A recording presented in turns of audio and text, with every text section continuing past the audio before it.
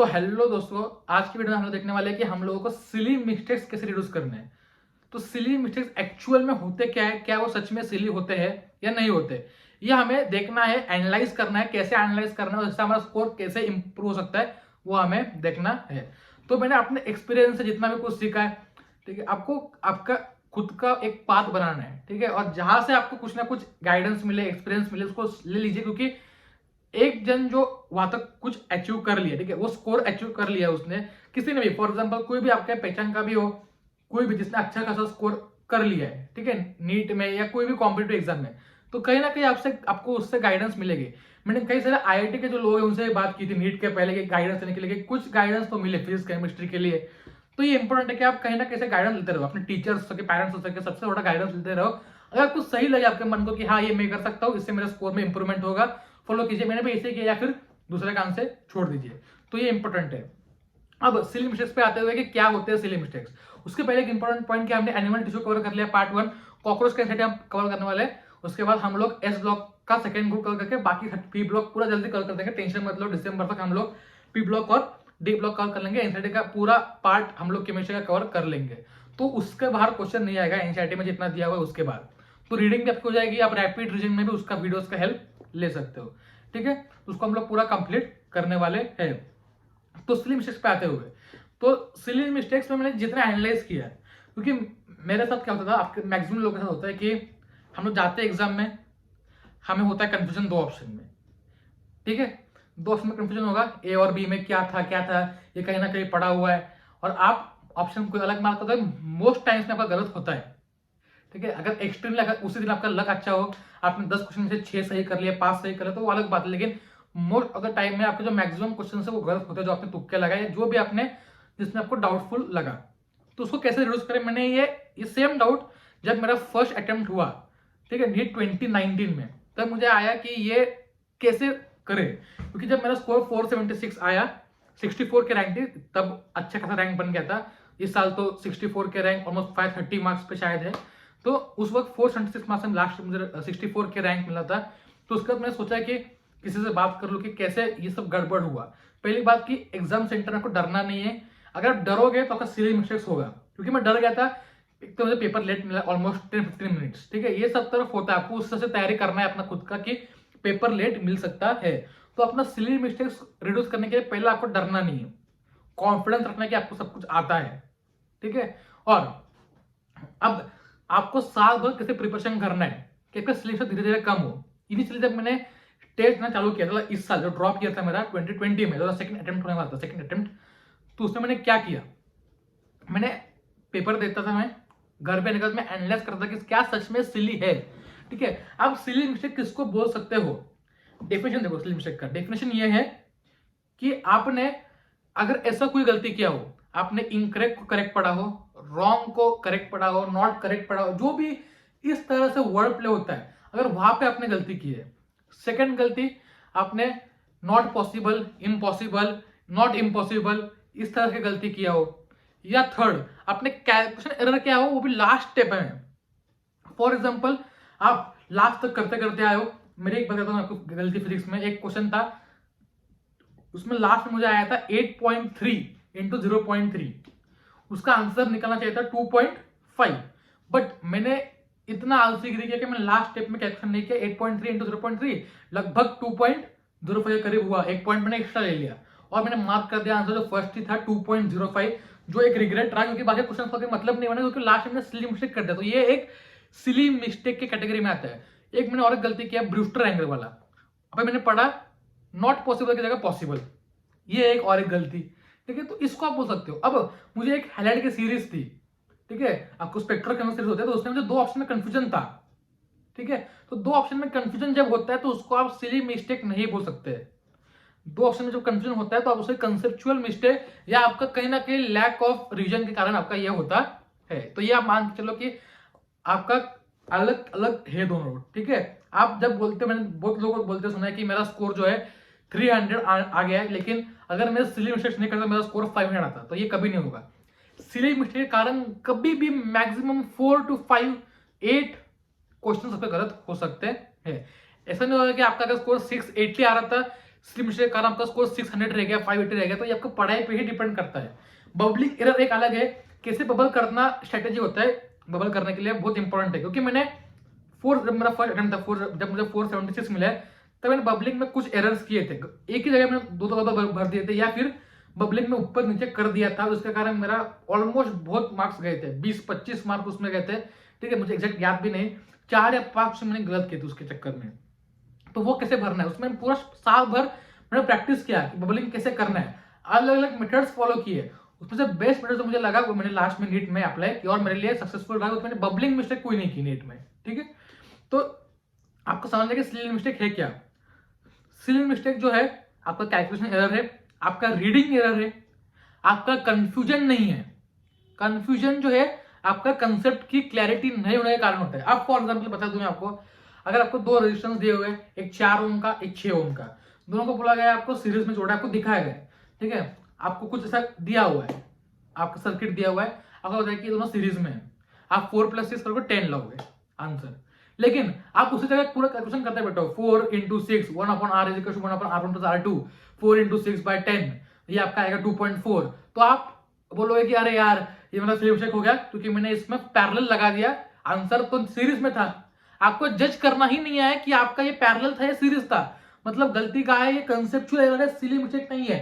गलती मैंने ये की थी कि मैंने जब मेरा ऐसा कोई गलती होता था मैंने उसको नाम दे दिया सिली मिस्टेक और बाजू में रख दिया। ठीक है, अब मैं बोलता था कि मैंने इंडक्टर का फॉर्मूला गलत लगा दिया, अरे यार तो सिली मिस्टेक हो गया, मैंने 1/2 करना था, मैंने 1/4 कर दिया, तो ये लास्ट में गड़बड़ हो गया, मतलब फॉर्मूला ही मैंने गलत अप्लाई कर दिया, क्योंकि मुझे फॉर्मूला ढंग से याद नहीं आया। लेकिन फिर मैं बोलूंगा कि ये मेरा कंसेप्चुअल एरर नहीं था, मैं सिली मिस्टेक था, तो ये गलत है, ये मेरा कंसेप्चुअल एरर है। तो डिस्टिंग्विश करना है आपको कंसेप्चुअल क्या है और आपका सिली क्या है। आप पूरा क्वेश्चन करते हैं, आपको पता है कि ये आंसर मुझे पता है कैसे निकालना है, और लास्ट स्टेप में क्या करके गड़बड़ कर दिया आपने, ये रेयरली 1-2 क्वेश्चन में होता है, लेकिन होता है, तो उसे आप सिली मिस्टेक कहोगे।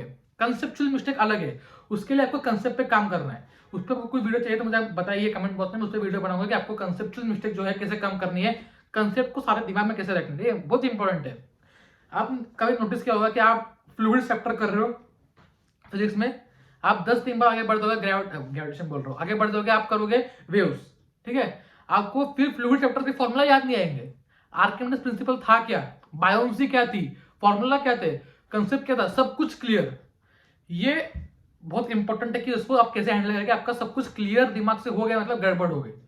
अब आगे बढ़ते जा रहे हो और पीछे का सब कुछ क्लियर होता जा रहा है, तो ये आपका गलती होगा, इंपॉर्टेंट है ये, इसको ध्यान रखने के आप पीछे का भी ऑलमोस्ट 80% 75% आपके दिमाग में हो, कंसेप्ट तो दिमाग में बैठ जाए, फॉर्मूला ना हो तो भी आप लास्ट में कर लोगे। ठीक है, तो ये इंपॉर्टेंट है। तो आपको सिली मिस्टेक पे क्या करना है, अब मैं आता था मेरे पेपर जो था, अब कई पेपर दे दो, ठीक है, मैंने साल भर में आकाश, एलेन, अलग अलग कोचिंग इंस्टीट्यूट जितने भी है, ठीक है, बहुत सारे पेपर्स लगाए, ऐसा नहीं कि मुझे यही प्रेफर करना है वही प्रेफर करना है, जो मुझे मिला जहां से मिला मैंने सब लगाए। ठीक है, तो आपको ऑनलाइन मिल रहे हैं, आपको कहीं से मिल रहा है, तो आप वो लीजिए, घर पे जहां पे सॉल्व कर रहे हो सॉल्व कीजिए। एनालिसिस कैसे करना है, मैं एक कॉलम बनाता था पेपर के पीछे, कंसेप्चुअल डाउट और सिली मिस्टेक्स का पहला कॉलम मेरा ये रहता था बहुत बार।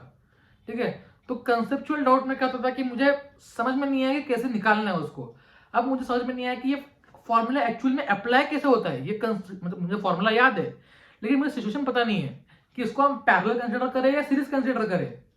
ये मीटर ब्रिज है तो मीटर ब्रिज में एग्जैक्टली क्या है, कुछ अलग है। स्क्रू गॉज में क्या एग्जैक्टली क्या है, उसका डेफिनेशन क्या है, ठीक है, मुझे पता है लेकिन मुझे अप्लाई करना नहीं है, तो मेरा कंसेप्चुअल एरर है, मैं उधर लगता है मेरा कंसेप्चुअल एरर हुआ। तो ये एनालिसिस करना जरूरी है। और सिली मिस्टेक को कैसे कम करना है, उसके लिए आपको पहले पूरा पेपर आप जब सॉल्व करोगे, नीट का पेपर, ठीक है, तो उसमें आपको सेकेंड टाइम जब सॉल्व करोगे ऐसे क्वेश्चन खोजने हैं जिसमें not correct, impossible, possible, not possible, ये मैंने भी अप्लाई किए थे, लेकिन मैं से फिर भी 2 गलतियां हो गई, लेकिन मैंने एक गलती बचा ली थी। मैंने एक गलती ढंग से पहले बार पढ़ा नहीं था, शायद कोई क्वेश्चन था बायो में ही था जो मैंने पढ़ा नहीं था पहले कि not possible, impossible, not correct या करेक्ट कुछ स्टेटमेंट्स, तो मैंने पहले टाइम में गलत पढ़ा था, लेकिन मैंने बाद में रेक्टिफाई कर दिया। लेकिन वही बाद में एक और जो चीज थी, प्रिवेंट डायवर्सिस वाला वर्ड, ये प्रिवेंट मैंने दिमाग में क्लिक ही नहीं हुआ, प्रिवेंट मैंने फर्स्ट क्वेश्चन मार्क कर दिया, डायवर्सिस कौन कॉज करेगा, तो ये मेरा एक मैंने क्वेश्चन गड़बड़ कर दिया और एक मैंने बचा लिया, फिर डबल चेक किया। तो आप सारे क्वेश्चन बचा सकते हो। तो क्या करना है आपको, पहली बात जब आप सिली मिस्टेक का बात करते हो तो आपको पेपर जल्दी सॉल्व करना है। पहली बात, आपको पेपर जल्दी सॉल्व करने के बाद क्या करना है, आपको बायो सेक्शन में पूरे खोजने हैं, बायो केमिस्ट्री फिजिक्स में कौन से क्वेश्चन में नॉट पॉसिबल और इनकरेक्ट था, उसको बॉक्स कर लो, बॉक्स कर लो नॉट पॉसिबल इनकरेक्ट को, डार्क बॉक्स कर लो। जो पेन मिलता है आपको ब्लैक कलर का एनटी की तरफ से, एनटी लिखा हुआ उस पर, उसको बॉक्स कर दो कि हाँ ये मेरे से गलती हुई, नॉट करेक्ट था, मैंने करेक्ट पढ़ा। पहले से ढूंढ लो इसका क्वेश्चन, फिर देखो कि आपने उसके हिसाब से सही मैच किया या नहीं, और फिर बबल करना चाहिए क्वेश्चन। क्योंकि ये बहुत बड़ी गलती होती है कि ये स्लिप मिस्टेक के कारण और बहुत दुखते हैं मार्क्स। ठीक है, मुझे भी ऑलमोस्ट इस बार 2 क्वेश्चन ऐसे एकदम पढ़ने में गलती हुई, 2 क्वेश्चन और एक कैलकुलेशन एरर हुआ, तो बहुत दुखते हैं मार्क्स की हाँ 10 मार्क फुकट चले गए। ठीक है, और रैंक ऐसे नीचे आती है। जितना आपने पढ़ा हो, आपका लेवल ऑफ प्रिपरेशन कोई नहीं देखेगा, आपका मार्क्स सब लोग देखेंगे। अगर आपने 700 मार्क्स का प्रिपरेशन भी किया था, आपके 550 आ रहे हैं, तो आपका कोई मतलब बोलेगा नहीं कि आपको 700 लायक थे, सब बोलेंगे आप 550 लायक ही थे। क्योंकि लोगों को ज्यादा बताने में इतना नहीं आता, लोग बताएंगे कि आपको और कम आने की पॉसिबिलिटी, लेकिन आपको अच्छे आ गए 550। तो कोई देखना है कि आपको कहीं भी मैक्सिमम स्कोर करने का ट्राई करना है। तो ये आपका एक फर्स्ट एरिया हो गया। सेकेंड एरिया, फिजिक्स में जहां पर भी बड़े बड़े कैलकुलेशन है, मैंने इस बार क्या किया था कि जो बड़े कैलकुलेशन थे, 1-2 क्वेश्चन में थे, उसका मैंने बॉक्स कर लिया कि ये बड़ा कैलकुलेशन है। फिर मैं गया अपने लास्ट पेज पे, क्योंकि टाइम उतना आपको सेव करना है, बायो जल्दी करना है, केमिस्ट्री जल्दी करना है। ये आपको स्टार्टिंग में लगेगा, मुझे पता था कि इम्पॉसिबल, लेकिन मैंने धीरे धीरे करके, जब मैं पेपर देता था कि मेरे को लगता था कि यार टाइम ही नहीं बचा रिचेक करने के लिए, तो क्या करूं, तो ऐसे होगा। लेकिन एक पेपर में करोगे आप, 2 पेपर में करोगे, धीरे धीरे आप में कॉन्फिडेंस आएगा। तो वो सब आप लास्ट में लिखना, आप लास्ट में एक कॉलम बनाना। मैंने ब्लैंक, मेरा नीट पेपर नहीं है बस, मैंने किसको दिया हुआ है, किसको देखना था पेपर, मैंने किसे छुड़ाया था, तो मैंने एक अपने पहचान का कोई फ्रेंड है उसको दिया हुआ है पेपर। तो जैसे पेपर आ जाएगा, मैं आपको दिखाऊंगा अभी। मैंने बैक में बॉक्स बनाए थे कि हाँ ये मुझे क्वेश्चन नंबर 8 सॉल्व करना है, क्वेश्चन नंबर 10 सॉल्व करना है। और मैं जैसे पेपर में खत्म हो गया फिजिक्स का, मेरे 2 या 3 क्वेश्चन थे जो मुझे कैलकुलेशन एरर, मतलब कैलकुलेशन में गलती होने की पॉसिबिलिटी लग रही थी, तो उसे मैंने लास्ट में लिखा। लास्ट में लिखने के बाद मैंने उसे चेंजेस फिर मैंने सॉल्व किया वापस से कि मैंने हर स्टेप सही से किया है या नहीं। मैंने स्टेप्स को पूरा लिखा, गिवन मैंने से लिखा, गिवन ये x equal to this much, y equal to this much, find ये करना है, फॉर्मूला ये है, फॉर्मूला में ये डालूंगा तो मुझे ये मिलेगा। कैलकुलेशन ढंग से क्लियरली किए। ये एक गलती होता है कि आप कैलकुलेशन क्लियरली नहीं करोगे तो आपका गलती होगा। ठीक है, तो ये आपके मेन मिस्टेक्स थे। आगे स्लिप शेप को अवॉइड करने हैं तो आपको क्लियर कट कैलकुलेशन करने हैं, ये वर्ड्स को आपको ढूंढना है। तो इससे आप 20-25 मार्क बाकी लोगों से एज में लेके जाओगे। अगर आपको 650 क्रॉस करना है ना, तो आपको ये मिस्टेक्स अवॉइड करनी पड़ेगी, तो आप नीचे गिर जाओगे 650 के। अगर आपका स्कोर अच्छा आ रहा है, अगर आप 450 पे हो, तो आप ट्राई कीजिए कि आप इस चीज को थोड़ा कम करके 500 पहुंच जाओ। आपका स्कोर जो है 500 पे है, ट्राई कीजिए 550 पहुंच जाओ। अगर आपका स्कोर 200 पे है, कंसेप्ट पे फोकस कीजिए, बायो पे फोकस कीजिए, और ट्राई कीजिए स्लिप से कम हो।